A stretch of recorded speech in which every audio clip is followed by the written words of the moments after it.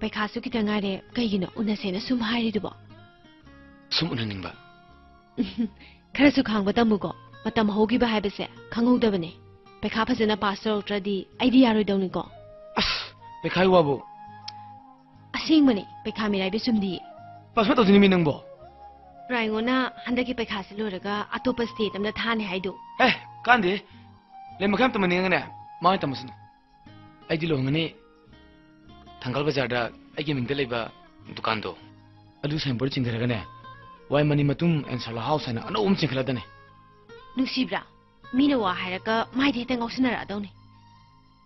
नंगना higher study तौबदो आई याम पामे ओ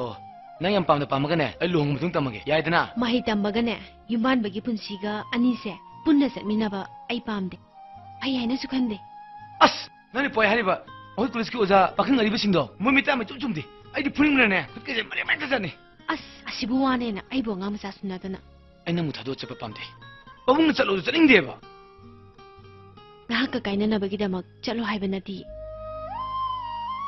नंगा थेंगनरुबसे आयावाय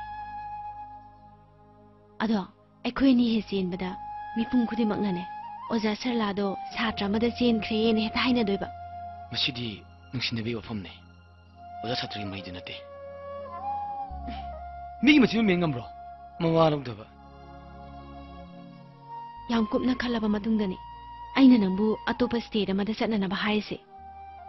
चलो को आई नंगी वखल खांगे